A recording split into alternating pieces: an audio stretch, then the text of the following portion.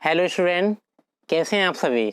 I hope आप सभी अच्छे होंगे और इस कोविड-19 सिचुएशन में अपनी बोर्ड एग्जाम्स की तैयारी अच्छे से कर रहे होंगे, ऐसी आशा मैं आपसे करता हूं। स्टूडेंट, आप सभी को पता होगा प्रीवियस वीडियो में हमने एक टॉपिक डिस्कस किया था, दैट इज़ फाइनेंशियल प्लानिंग, और हमने चैप्टर नंबर जो 9 है दैट इज़ फाइनेंशियल मैनेजमेंट, उसमें कुछ टॉपिक कवर कर लिए हैं, जैसे कॉन्सेप्ट ऑफ फाइनेंशियल मैनेजमेंट, ठीक है, role of financial management, objectives of financial management. इसके बाद एक टॉपिक था जिसे हमने डिटेल में बताया था आपको, फाइनेंशियल डिसीजंस, जिसमें कुछ डिसीजंस के बारे में बात की थी, that is investment decisions, then financial decisions और financing decision, and last dividend decisions.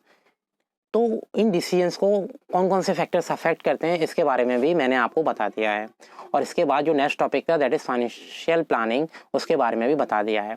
Student, आज के लेक्चर में हम एक न्यू टॉपिक स्टार्ट करने वाले हैं, और most important topic for the purpose of board exams. Student, ये टॉपिक थोड़ा प्रैक्टिकल टॉपिक है, ठीक है, और थोड़ा लॉजिकल टॉपिक है। तो स्टूडेंट, इस वीडियो को देखने से पहले आप है ना ये डिसाइड कर लें कि आपको ये वीडियो स्टार्टिंग से लेकर लास्ट तक अच्छे से देखनी है। अगर आप इस वीडियो को स्टार्टिंग से लेकर लास्ट तक अच्छे से देखते हैं तो आपका जो कॉन्सेप्ट है अबाउट कैपिटल स्ट्रक्चर वो क्लियर हो जाएगा। और दूसरा मैं आपको ये बता दूं कि मोस्टली स्टूडेंट ये समझते हैं कि जो बिजनेस स्टडीज़ का पेपर है पूरा थ्योरेटिकल पेपर है, तो ऐसा नहीं है, ठीक है। आपको इस वीडियो में देखने को मिलेगा कि आप बिजनेस स्टडीज़ में कुछ है ना प्रॉब्लम को सॉल्व करोगे, कुछ न्यूमेरिकल प्रॉब्लम्स हैं उसे सॉल्व करोगे, और आप प्रीवियस ईयर क्वेश्चन पेपर को अगर देखें तो उसमें भी कुछ न्यूमेरिकल क्वेश्चन पूछे गए हैं अबाउट कैपिटल स्ट्रक्चर। तो स्टूडेंट, स्टार्ट करते हैं। व्हाट इज़ कैपिटल स्ट्रक्चर, मतलब कैपिटल स्ट्रक्चर का अर्थ क्या है, मीनिंग क्या है, कॉन्सेप्ट क्या है। तो कैपिटल स्ट्रक्चर क्या है, सबसे पहले हम बात कर लेते हैं मीनिंग की। Capital structure means the proportion of debt and equity use for financing the operation of business, मतलब बिजनेस के जो भी फाइनेंसिंग ऑपरेशंस हैं, ठीक है, उन्हें चलाने के लिए क्या किया जाता है, कुछ प्रपोर्शन मेंटेन किया जाता है, जिसे हम बोलते हैं debt and equity proportion. Student, आप है ना ये मैथमेटिकल फार्मूला देख सकते हो, यहाँ क्या लिखा हुआ है, capital structure equal to debt and equity. मैं आपको बता दूं, जैसे आपने पढ़ा है अबाउट सोर्सेस ऑफ फाइनेंस, जिसमें हम बात करते हैं own fund and borrowed fund, ठीक है। तो ओन फंड कौन से फंड होते हैं, जो कि ओनर्स के फंड हैं, जिसे कौन मेंटेन करता है, इक्विटी शेयर होल्डर्स मेंटेन करके चलते हैं, ठीक है। और बोरो फंड कौन से फंड होते हैं, जिसे हम मार्केट से बोरो करते हैं, किसी भी बैंक से या किसी भी फाइनेंशियल इंस्टीट्यूशन से। ओन फंड में बेसिकली कुछ फंड्स आते हैं, जैसे इक्विटी शेयर्स हुआ, ठीक है, प्रेफरेंस शेयर्स हुए, रिटेन अर्निंग्स हुए, या some international securities like ADR, GDR and IDR, ठीक है। और बोरोड फंड में कुछ सिक्योरिटीज आती हैं, जैसे डेवेंचर्स हुए, ठीक है, बॉन्ड्स हुए, लोन हुए, कमर्शियल पेपर्स हुए, और अदर सिक्योरिटीज हुए, तो इसे इंक्लूड करते हैं बोरोड फंड में। तो स्टूडेंट, अगर आपको about sources of business finance concept clear नहीं है तो आपको करना क्या है, एक सिंपल कॉन्सेप्ट और स्टेप मैं आपको बताता हूँ। आपको करना क्या है, कॉमर्स एंड चैनल को सर्च करना है, उसके प्लेलिस्ट को ओपन करना है, वहाँ आपको एक सेक्शन मिलेगा क्लास 11th के नाम से। यहाँ आपको चैप्टर नंबर 7 की जितने भी वीडियो हैं sources of finance about equity shares, preference share, retain earning, ADR, GDR, IDR, debentures and other security like loan and bonds etcetera, तो इन सभी के बारे में डिटेल में आपको वीडियोस मिल जाएंगी, तो आप वहाँ से ये वीडियो सर्च कर सकते हैं और इनकी नॉलेज ले सकते हैं, ये ऐसे स्टूडेंट जिनके कॉन्सेप्ट क्लियर नहीं है, ठीक है। तो स्टूडेंट, आपको अब आइडिया लग गया कि जो कैपिटल स्ट्रक्चर है वो बात करती है किसके बारे में, एक रेशो के बारे में बात करती है, रेशो या प्रोपोर्शन के बारे में बात करती है, जिसमें हम इक्विटी को इंक्लूड करते हैं और साथ साथ डेट को इंक्लूड करते हैं, ठीक है। तो इस रेशो के बारे में बात करते हैं। अगर हम सिंपल वर्ड में अगर बात करें व्हाट इज कैपिटल स्ट्रक्चर, तो in other word capital structure refers to और present the proportion of debt capital and equity capital in the share capital, मतलब कंपनी की जो शेयर कैपिटल है, ठीक है, मान लो ये शेयर कैपिटल है कंपनी की, और हम बोल सकते हैं कैपिटल स्ट्रक्चर है, कैपिटल स्ट्रक्चर राइट वर्ड है, इसमें मतलब कितना पोर्शन डेट का है और कितना पोर्शन इक्विटी का है, तो ठीक है। तो ये क्या है, एक कैपिटल स्ट्रक्चर है जिसमें क्या किया जाता है, कुछ पोर्शन तो डेट का इंक्लूड किया जाता है, कुछ पोर्शन इक्विटी का इंक्लूड किया जाता है। What kind of capital structure is best for the company, it is very difficult to define, मतलब हम ये नहीं कह सकते कि कौन सा कैपिटल स्ट्रक्चर कंपनी के लिए बेटर है और कौन सा कैपिटल स्ट्रक्चर कंपनी के लिए डिफिकल्ट है, ठीक है। The capital structure should be such which increase the value of equity shares और maximize the wealth of equity share holders. मतलब एक बेटर कैपिटल स्ट्रक्चर वो होना चाहिए जहाँ क्या हो, जो भी इक्विटी शेयर्स हैं उनकी जो वैल्यू है वो इंक्रीज हो, और साथ ही साथ जो भी इक्विटी शेयर होल्डर्स हैं उनकी जो वेल्थ है वो भी मैक्सिमाइज हो जाए।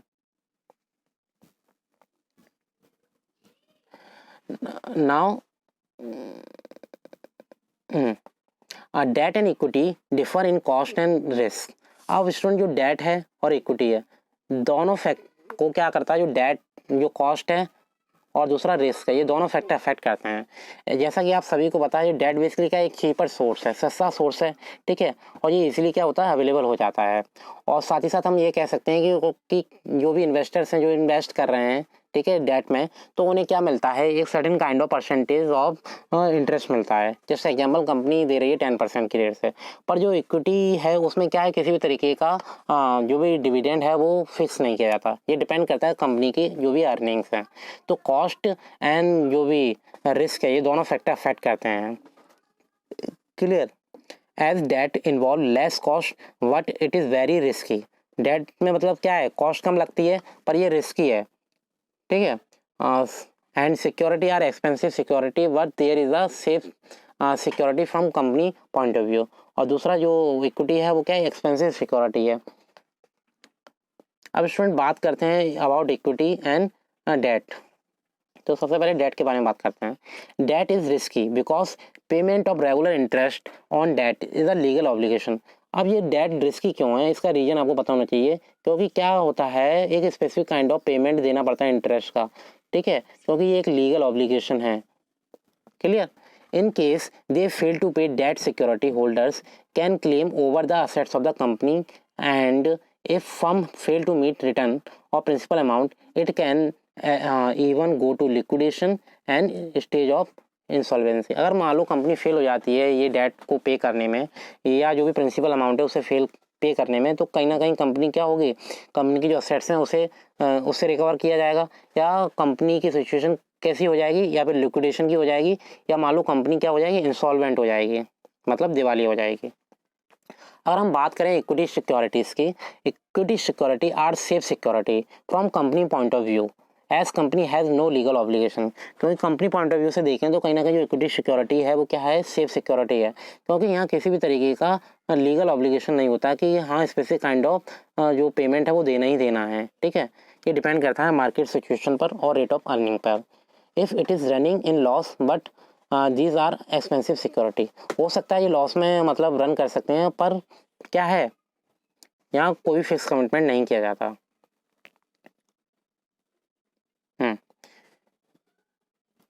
इसके बाद डिस्कस करते हैं अबाउट कैपिटल स्ट्रक्चर के बारे में, थोड़ा डिटेल में और देख लेते हैं। Capital structure of a business affect the profitability and financial risk. जो कैपिटल स्ट्रक्चर है बिजनेस का वो अफेक्ट करता है प्रॉफिटेबिलिटी को और साथ ही साथ रिस्क फैक्टर को। अगर एक अच्छा कैपिटल स्ट्रक्चर मेंटेन किया गया है तो उससे क्या होगा, जो प्रॉफिटेबिलिटी है वो इंक्रीज होगी और जो रिस्क फैक्टर है वो भी मिनिमाइज होगा।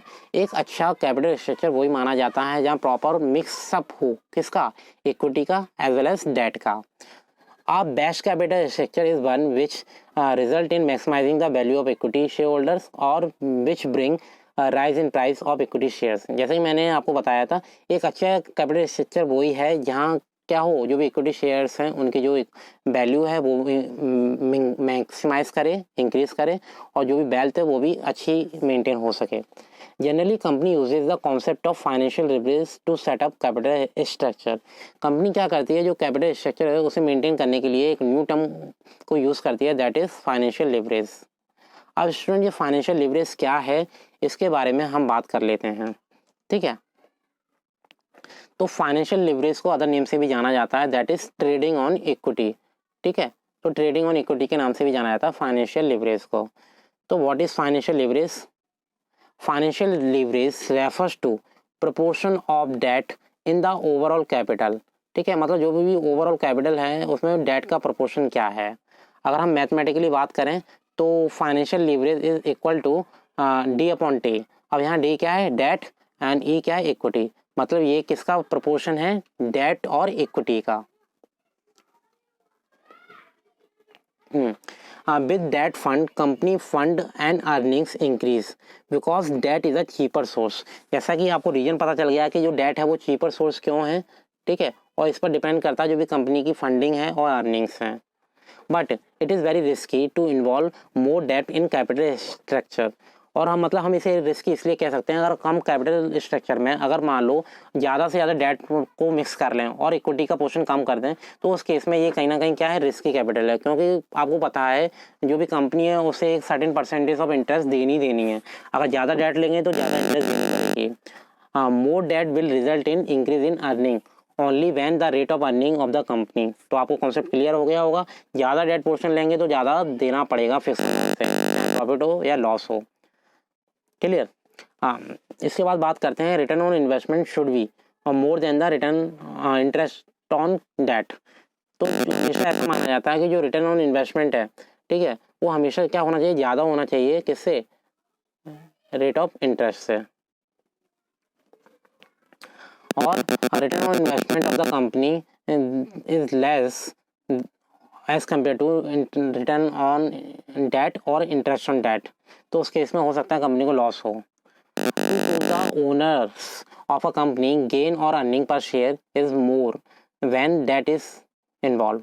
अब हमें क्या करना है कि कुछ सिचुएशन दी गई है उसे अच्छे से एनालाइज करना है स्टूडेंट, और इसी तरीके से न्यूमेरिकल्स पूछ लिए जाते हैं। तो आपको क्या कैलकुलेट करना है, अर्निंग पर शेयर कैलकुलेट करना है, ठीक है। और साथ ही साथ ये देखना है कि अगर हम डेट का पोर्शन बढ़ाते हैं तो उसका इम्पैक्ट क्या पड़ता है कंपनी की ओवरऑल परफॉर्मेंस पे, और दूसरा जो इक्विटी है वो कैसे अफेक्ट होती है। तो कुछ सिचुएशन दी गई हैं, उससे सबसे पहले अच्छे से ऑब्जर्व करते हैं, फिर धीरे धीरे क्या करते हैं, टेबल वाइज एनालाइज करते हैं। तो फर्स्ट सिचुएशन है स्टूडेंट, फर्स्ट सिचुएशन आपको दी गई है। सिचुएशन फर्स्ट में क्या है, टोटल कैपिटल दे रखी है आपको ₹50 लाख, ठीक है। देन इक्विटी कैपिटल दे रखी है ₹50 लाख, 5000 शेयर्स हैं, ₹10 ईच। देन इसके बाद डेट क्या है, नील है, ठीक है, मतलब डेट इंक्लूड है ही नहीं फर्स्ट सिचुएशन में। And tax rate 30% per annum. और लास्ट में क्या है, earning before interest and tax, जिसे हम शॉर्ट में बोलते हैं EBIT, ये क्या है, ₹7 लाख। तो स्टूडेंट ये थी सिचुएशन फर्स्ट, तो इसे अच्छे से ऑब्जर्व कर लेना। इसके बाद अब बात करते हैं सिचुएशन सेकंड की। सिचुएशन सेकंड में जो टोटल कैपिटल है, ठीक है, जो टोटल कैपिटल है वो कितनी है, ₹50 लाख। देन इक्विटी कैपिटल क्या है, ₹40 लाख, और 4 लाख शेयर्स हैं, कितने रुपए वाले, ₹10 वाले। तो इसमें क्या हुआ, अब स्टूडेंट जो इक्विटी का कैपिटल का पोर्शन है वो क्या है, 10 लाख से कम हो गया। अब कम क्यों हो गया, क्योंकि यहाँ हमने इंक्लूड कर लिया है डेट ₹10 लाख का, ठीक है। देन इसके बाद टैक्स रेट कितना है, 30% है, और जो इंटरेस्ट ऑन डेट है 10% है, क्योंकि आपको पता है अगर डेट को हम इंक्लूड करेंगे तो कहीं ना कहीं स्पेसिफिक इंटरेस्ट हमें देना पड़ेगा। और लास्ट में है जो EBIT है वो सेम है 7 लाख। तो ये थी सिचुएशन सेकंड। अब स्टूडेंट जो सिचुएशन थर्ड है उसके बारे में बात करते हैं। यहाँ टोटल कैपिटल कितनी दे रखी है, 50 लाख दे रखी है। इक्विटी कैपिटल कितनी है, ₹30 lakh, 3 lakh shares at the rate ₹10 each. मतलब क्या है, जो इक्विटी है अब वो क्या है, 20 लाख से कम हो गई है, और 20 लाख से क्या बढ़ा है, डेट का पोर्शन। तो डेट का कितना अमाउंट दे रखा है, ₹20 lakh. Clear. Interest rate and और इंटरेस्ट ऑन डेट, या हम बोलें टैक्स रेट और इंटरेस्ट ऑन डेट, दोनों पहले की तरह सेम है, ₹30% पर एनम, और जो इंटरेस्ट ऑन डेट है 10%, और जो EBIT है वो भी सेम है 7 लाख। अब स्टूडेंट क्या करते हैं, आपको एक सॉल्यूशन दे रखा है और ये टेबल दे रखी है, उसे अच्छे से एनालाइज करना है। सबसे पहले आपको कुछ सिचुएशंस दी गई हैं, ठीक है। अब वो सिचुएशन दी गई हैं उसे अच्छे से ऑब्जर्व करना है। तो सिचुएशन फर्स्ट दे रखी है, देन इसके बाद situation second and situation third. अब स्टूडेंट सबसे पहले आपको दिया है EBIT। क्या दिया है, EBIT। और EBIT क्या होता है, ये होता है earning before interest and tax, ठीक है। तो EBIT बेसिकली आपको क्या है, तीनों सिचुएशन में सेम दे रखा है। अगर आप देख सकते हो तो आपको सेम दे रखा है 7 लाख, 7 लाख, 7 लाख। क्लियर। अब क्या करना है, earning before interest and tax. तो बेसिकली क्या है इसमें, EBIT क्या है, ये मतलब क्या है, वो प्रॉफिट का पोर्शन है जो कंपनी को अचीव हुआ है। अब कंपनी ने क्या किया है, इसमें से अभी तक इंटरेस्ट और टैक्स को डिडक्ट नहीं किया है, तो हमें क्या करना पड़ेगा, इसे डिडक्ट करना पड़ेगा। तो सबसे पहले लेस करेंगे इंटरेस्ट। तो फर्स्ट सिचुएशन में आपको पता है डेट का पोर्शन नील था, तो वहाँ क्या किया, 0 इंक्लूड किया है, क्या है। तो अब क्या करेंगे, 7 लाख में से 0 लेस किया तो हमारा EBT आएगा, ठीक है, तो ईवीटी कितना आएगा 7 लाख। इसके बाद सिचुएशन सेकंड को अगर अच्छे से ऑब्जर्व करें तो जो earning before interest and tax कितना है 7 लाख, जिसमें से इंटरेस्ट लेस किया है 10% ऑफ 10 लाख, मतलब 10 लाख का 10% निकालेंगे तो 1 लाख आएगा। 7 लाख में से सब्ट्रैक्ट किया 1 लाख, तो जो हमारा ईवीटी आया है 6 लाख आ गया। ठीक है, तो ईवीटी 6 लाख आ गया। इसके बाद जो सिचुएशन थर्ड है जिसमें ईवीआईटी सेम है 7 लाख और 10% इंटरेस्ट निकालेंगे 20 लाख का, तो ये इंटरेस्ट रेट कितना आया 2 लाख। तो 7 लाख माइनस 2 लाख जो भी अमाउंट आएगा ईवीआईटी का, सॉरी ईवीटी का, दैट इज 5 लाख। अब स्टूडेंट क्या करना है, अब ईवीटी आ गया, ईवीटी मतलब अर्निंग बिफोर टैक्स। ठीक है, मतलब इंटरेस्ट डिडक्ट कर दिया, अभी टैक्स डिडक्ट नहीं किया है, ये याद रखना। अब जो स्पेसिफिक अमाउंट है ईवीटी का वो कितना है आप देख सकते हैं, ये वाला अमाउंट। ठीक है, 7 लाख फर्स्ट सिचुएशन में, सेकंड सिचुएशन में 6 लाख एंड थर्ड सिचुएशन में 5 लाख। अब इसमें से हम क्या करेंगे, लेस करेंगे टैक्स, और जो टैक्स की रेट दे रखी है 30% of EVT, earning before tax का 30% निकालना है, क्योंकि आपको पता है गवर्नमेंट को एक स्पेसिफिक परसेंटेज ऑफ टैक्स देना पड़ेगा। तो फर्स्ट सिचुएशन में टैक्स निकालेंगे 30%, किसका निकालेंगे, जो हमारा 7 लाख है उसका। ठीक है, मतलब अर्निंग बिफोर टैक्स का। तो 30% निकाला 7 लाख का, वो आएगा कितना 2,10,000। तो 2,10,000 आ गया ये फर्स्ट सिचुएशन में। सेकंड सिचुएशन में 30% निकाला 6 लाख का, तो ये आ गया 1,80,000। एंड थर्ड सिचुएशन में कितना आएगा 30% 5 लाख का 1,50,000। ठीक है स्टूडेंट, तो इस तरीके से निकल के क्या आया, अर्निंग अर्निंग आफ्टर टैक्स निकल के आ गया। क्या आ गया, अर्निंग आफ्टर टैक्स निकल के आ गया।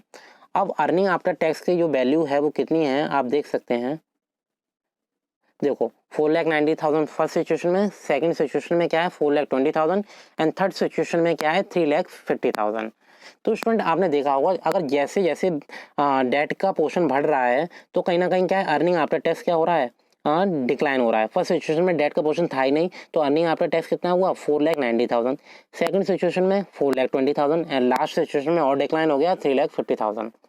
अब स्टूडेंट करना क्या है, अर्निंग पर शेयर कैलकुलेट करना है। अब अर्निंग पर शेयर कैसे कैलकुलेट करना है, ठीक है, उसके बारे में बात कर लेते हैं। तो अर्निंग पर शेयर कैलकुलेट करेंगे तो उसे कैलकुलेट करने के लिए एक फॉर्मूला है, that is earning per share equal to earning after tax divide by number of equity share. तो मतलब इस फॉर्मूले को आपको क्या करना है, यूज़ करना है to find out earning per share. Earning per share को कैलकुलेट करने के लिए सबसे पहले हम क्या करेंगे, जो भी अर्निंग आफ्टर टैक्स कितना है फर्स्ट सिचुएशन में 4,90,000, तो 4,90,000 दे रखा है अर्निंग आफ्टर टैक्स। ठीक है, तो अर्निंग आफ्टर टैक्स कितना दे रखा है 4,90,000। अब इसे डिवाइड करेंगे नंबर ऑफ इक्विटी शेयर, तो नंबर ऑफ इक्विटी शेयर कितने दे रखे हैं और 5 लाख दे रखे हैं, तो उससे डिवाइड करेंगे तो जो हमारा अर्निंग आफ्टर टैक्स इसके बाद कैलकुलेट हो जाएगा। सेकंड सिचुएशन में सेम फार्मूला यूज़ करके हम क्या करेंगे, 4,20,000 को डिवाइड करेंगे 4 लाख से, एंड थर्ड सिचुएशन में हम कैलकुलेट करेंगे अर्निंग आफ्टर टैक्स के लिए फार्मूला पुटअप करेंगे। उसके लिए हम करेंगे 3,50,000 डिवाइड बाय 3 लाख। ठीक है, तो इस तरीके से आप फार्मूला यूज़ करोगे और इसके बाद आपको एक वैल्यू पुटअप होगी या वैल्यू फाइंड आउट हो जाएगी, जो होगी किसकी, अर्निंग पर शेयर, जिसे आप अभी तक कैलकुलेट कर रहे थे। तो स्टूडेंट एंड लास्ट आप ये ऑब्जर्व कर सकते हो कि जैसे जैसे डेट का पोर्शन इंक्रीज हो रहा है तो कहीं ना कहीं क्या हो रहा है कि जो भी अर्निंग पर शेयर की वैल्यू है वो इंक्रीज हो रही है। फर्स्ट सिचुएशन में देखो डेट का पोर्शन कम था, है ही नहीं, तो वैल्यू क्या है अर्निंग पर शेयर, मतलब एक शेयर की प्राइस कितनी है 0.98।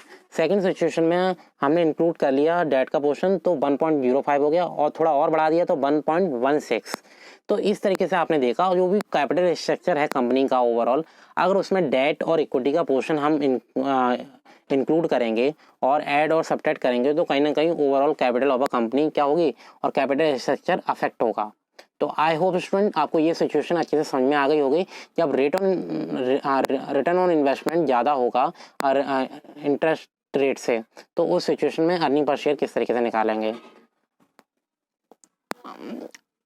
अब इसके बाद बात करते हैं student, if we compare the above table we can see that in the situation third equity share holder get maximum return followed by situation second and least earning in situation first. तो मतलब क्या है, third situation के basis पर अगर आप देखो तो जो भी शेयर होल्डर्स हैं, इक्विटी शेयर होल्डर्स, उन्हें क्या मिल रहा है, मैक्सिमम रिटर्न मिल रहा है, ठीक है, जो कि किससे ज़्यादा है, सिचुएशन सेकंड से और सिचुएशन फर्स्ट से। Hence it is prove that more debt bring more income for the owner in the capital structure. मतलब ज़्यादा डेट होगा तो कहीं ना कहीं ज़्यादा क्या होगी, इनकम होगी, जिससे जो कैपिटल स्ट्रक्चर है वो अच्छे से मेंटेन हो पाएगा। But this statement hold true only till rate of earning of capital that is return.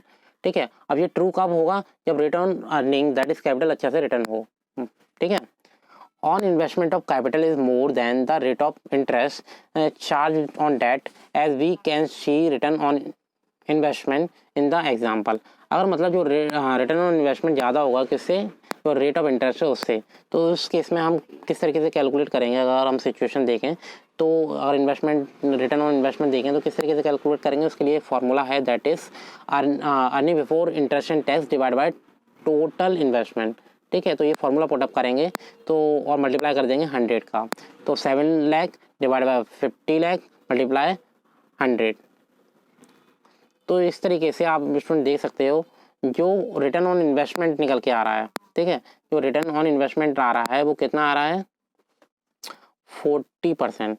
और जो डेट पर स्पेसिफिक रेट से परसेंटेज दिया जा रहा था वो कितना दिया जा रहा था, 10%। तो आप देख सकते हो कुल मिला के ये क्लास में कंक्लूजन देखें तो जो रिटर्न ऑन इन्वेस्टमेंट है is more than as compare to rate of interest. तो 14% ज़्यादा अचीव हो रहा है एज कम्पेयर टू 10%। ठीक है, अब स्टूडेंट सेकंड सिचुएशन की बात करते हैं। अगर मान लो इक्विटी पर शेयर कैलकुलेट करना है, ठीक है, पर जो रिटर्न ऑन इन्वेस्टमेंट है वो क्या है, वो लेस है। रिटर्न ऑन इन्वेस्टमेंट क्या है, लेस है as compare to rate of interest. तो उस केस में जो अर्निंग पर शेयर है वो कैसे कैलकुलेट करेंगे और कितना होगा, क्या इफेक्ट पड़ेगा ओवरऑल कैपिटल स्ट्रक्चर पर। तो सबसे पहले फर्स्ट सिचुएशन को अच्छे से ऑब्जर्व कर लेते हैं स्टूडेंट। तो फर्स्ट सिचुएशन को हमने अच्छे से ऑब्जर्व करेंगे तो यहाँ आप देख सकते हो टोटल कैपिटल दे रखी है कंपनी की 50 लाख। ठीक है, इक्विटी कैपिटल दे रखी है 50 लाख, जिसमें 5000 शेयर हैं 10 रुपये वाले हैं। डेट पहले की तरह क्या है, नील है, मतलब फर्स्ट सिचुएशन में डेट है नहीं। Tax rate 30% per annum, interest rate 10% और earning before interest and tax कितना दे रखा है, earning before interest and tax दे रखा है 3 लाख। ठीक है, तो ये अमाउंट को क्या कर दिया, चेंज कर दिया है। अब रिटर्न ऑन इन्वेस्टमेंट निकालेंगे तो 3 lakh divide by 50,000 multiply 100, answer कितना आया, 6%। ये था सिचुएशन फर्स्ट। Situation first. अगर हम बात करेंगे सिचुएशन सेकंड की, ठीक है, सिचुएशन सेकंड की बात करें तो वहाँ क्या कैसे कैलकुलेट करेंगे return on investment. Total capital 50 lakh है, इक्विटी कैपिटल कितने हो गया 40 लाख, जिसमें 4000 शेयर हैं 10 वाले। डेट का पोर्शन आ गया है यहाँ पर 10 लाख। रेट है टैक्स की कितनी, 30% पर एनम, इंटरेस्ट रेट 10% पर एनम, earning before interest and tax same है पहले की तरह 3 लाख। अब रिटर्न ऑन इन्वेस्टमेंट कैसे कैलकुलेट करेंगे, 3 लाख डिवाइड बाई 50 मल्टीप्लाई 100, तो यहाँ भी क्या है, सेम आंसर आ रहा है 6%। तो ये सिचुएशन थी सेकेंड। अब थर्ड सिचुएशन क्या कहती है इसके बारे में देख लेते हैं। टोटल कैपिटल कितनी है 50 लाख, इक्विटी कैपिटल इंक्रीज नहीं हुई है, डिक्लाइन हो रही है, और टोटल कितनी है 30 लाख है और 3 लाख शेयर्स हैं 10 वाले। डेट 20 लाख और tax rate 30% per annum, interest rate 10% पर एनम, earning before interest and tax 3 lakh. अब कैलकुलेट करेंगे आर कैलकुलेट करेंगे तो 3 lakh divide by 50,000 sorry 50 lakh multiply 100, answer आ गया लास्ट में 6%। तो तीनों सिचुएशन में आपका आंसर क्या है, सेम आ रहा है। अब करते हैं comparison with the help of this table. अब देखते हैं क्या इफेक्ट पड़ता है जो डेट है उसका overall capital of the company, और जो इक्विटी है वो कैसे इफेक्ट होती है। तो स्टूडेंट यहाँ पर आपको कोई सिचुएशन दी गई है, सिचुएशन फर्स्ट, ठीक है, सिचुएशन सेकंड और सिचुएशन थर्ड, आप देख सकते हैं। तो सिचुएशन दी गई है तो उसमें क्या है, सबसे पहले आपको earning before interest and tax दे रखा है। तीनों सिचुएशन में earning before interest and tax कितना दे रखा है, आप देख सकते हैं 3 लाख 3 लाख 3 लाख। ठीक है, अब इसमें से क्या टैक्स को और इंटरेस्ट को दोनों को लेस करेंगे। तो सबसे पहले लेस किया है इंटरेस्ट, इंटरेस्ट लेस करेंगे तो फर्स्ट सिचुएशन में तो डेट था ही नहीं, तो जीरो रहेगा, तो सेम अमाउंट रहेगा, और वो किस में कन्वर्ट हो जाएगा, जो आंसर आएगा वो उसे हम बोलेंगे earning before tax. Situation second में 3 लाख का हम क्या करेंगे, 3 लाख तो हमारा जो earning before interest and tax है। अब जो हमारा टोटल 10 लाख है उसका 10% निकालेंगे, और जो इंटरेस्ट आया 1 लाख, तो 3 लाख में से 1 लाख सब्ट्रैक्ट किया तो अर्निंग बिफोर टैक्स आ गया 2 लाख। सिचुएशन थर्ड में जो 10% निकालेंगे 20 लाख का, जो डेट का पोर्शन है, ठीक है, और जो वो कितना आया 2 लाख, तो 3 लाख माइनस 2 लाख, आंसर आएगा earning before tax 1 lakh. Clear. अब स्टूडेंट अर्निंग बिफोर टैक्स आ गया, ठीक है, अर्निंग बिफोर टैक्स आ गया 3 लाख, 2 लाख और 1 लाख। अब इसमें से लेस करेंगे जो टैक्स है, क्योंकि आपको पता है गवर्नमेंट को एक स्पेसिफिक रेट से टैक्स देना पड़ता है। 30% ऑफ अर्निंग बिफोर टैक्स निकालेंगे, तो अर्निंग बिफोर टैक्स निकाला 30%, तो सबसे फर्स्ट सिचुएशन में निकालेंगे 3 लाख का 30%, दैट इज़ 90,000। सेकेंड सिचुएशन में 30% of 2 lakh, that is 60,000, and third situation में 30% ऑफ 1 लाख, दैट इज़ 30,000। ठीक है, अब ये निकाल लिया, अब इसे सब्ट्रैक्ट करेंगे, तो सब्ट्रैक्ट करने के बाद जो नेक्स्ट हमारा आंसर आएगा उसे हम बोलते हैं अर्निंग आफ्टर टैक्स। अब अर्निंग आफ्टर टैक्स निकल आया, फर्स्ट सिचुएशन में अर्निंग आफ्टर टैक्स है 2,10,000, थर्ड सिचुएशन सेकंड सिचुएशन में 1,40,000, और थर्ड सिचुएशन की बात करें तो 70,000। ठीक है, अब अर्निंग पर शेयर कैलकुलेट करना है, तो अर्निंग पर शेयर कैलकुलेट करने के लिए आपको फॉर्मूला यूज़ करना है earning after tax divide by number of equity shares. तो फर्स्ट सिचुएशन में 2,10,000 को डिवाइड कर दिया है 5 लाख से, ठीक है, सेकंड सिचुएशन में डिवाइड किया है 1,40,000 को 4 लाख से, एंड थर्ड सिचुएशन में डिवाइड किया है 70,000 डिवाइड बाय 3 लाख। तो अब जो क्या होगा, जो भी अर्निंग आफ्टर टैक्स आया है वो देखो, अब आप देख सकते हो कंपैरिजन 0.42, देन 0.35 एंड 0.23। अब स्टूडेंट आप यहाँ देख सकते हो कि किस तरीके से इफेक्ट हुआ अर्निंग पर शेयर। ठीक है, तो यहाँ आप क्या हो रहा है, जो सिचुएशन पहले हमारी इंक्रीजिंग हो रही थी यहाँ डिक्लाइन हो रही है अर्निंग पर शेयर के। Hence prove that in case of return on investment is less than rate of interest the equity share holder get less earning. तो मान लो ये सिचुएशन क्या थी, रिटर्न ऑन इन्वेस्टमेंट लेस है किसी कंपैरिजन में rate of interest से, तो उस सिचुएशन में जो भी इक्विटी शेयर होल्डर्स हैं उन्हें लेस अर्निंग होगी। ठीक है, when debt is included in the capital structure, मतलब कैपिटल में अगर हम डेट का पोर्शन बढ़ाएंगे तो कहीं ना कहीं जो अर्निंग पर शेयर है उसका प्राइस डाउनफॉल होगा। In other word we can say that during boom period we must have more of debt and less of equity. मतलब बूम पीरियड है, अच्छी सिचुएशन है, मार्केट टॉप पर चल रही है, तो उस केस में ज़्यादा से ज़्यादा पोर्शन होना चाहिए डेट का और कम से कम पोर्शन होना चाहिए इक्विटी शेयर्स का in a capital structure of a company. अगर मान लो सिचुएशन रिवर्स हो, डिप्रेशन पीरियड हो, तो उस केस में क्या होगा, इनकम और रिटर्न इज लेस होनी चाहिए, we should have more equity, तो उस केस में इक्विटी ज़्यादा होगी और डेट का पोर्शन कम होगा कैपिटल स्ट्रक्चर के जो भी कंपनी है उसमें। ठीक है स्टूडेंट, तो आई होप स्टूडेंट आपको अच्छे से समझ में आया होगा। ठीक है, और आज के लेक्चर में हमने डिटेल में बात करी अबाउट कैपिटल स्ट्रक्चर मीनिंग, ठीक है, और उसमें हमने बात की थी डिफरेंट कॉन्सेप्ट्स की, और देन इसके बाद हमने डिस्कस किया फाइनेंशियल लिवरेज क्या है जिसे हम बोलते हैं ट्रेडिंग ऑन इक्विटी, और उसके बाद हमने दो न्यूमेरिकल सॉल्व कर लिए, या हम कह सकें दो प्रॉब्लम को सॉल्व कर लिया है दोनों केस में। जब रिटर्न ऑन इन्वेस्टमेंट ज़्यादा होगा रेट ऑफ इंटरेस्ट से, तो उस केस में क्या इफेक्ट पड़ेगा ओवरऑल स्ट्रक्चर पर, और दूसरा जब रिटर्न ऑन इन्वेस्टमेंट कम होगा as compare to interest rate, तो उस केस पर कैपिटल स्ट्रक्चर कैसे इफेक्ट होगा।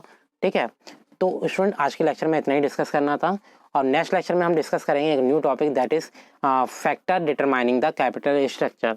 मतलब ऐसे कौन से फैक्टर हैं जो हेल्प करते हैं या हम कह सकते हैं अफेक्ट करते हैं जो भी कैपिटल स्ट्रक्चर है कंपनी का उससे। आई होप स्टूडेंट आपको ये वीडियो अच्छे से समझ में आई होगी, एक एक कॉन्सेप्ट क्लियर हो गया होगा। If you have any doubt you can comment in a comment section box, I will reply as possible और immediately response. And last, if you like the content and explanation of this video,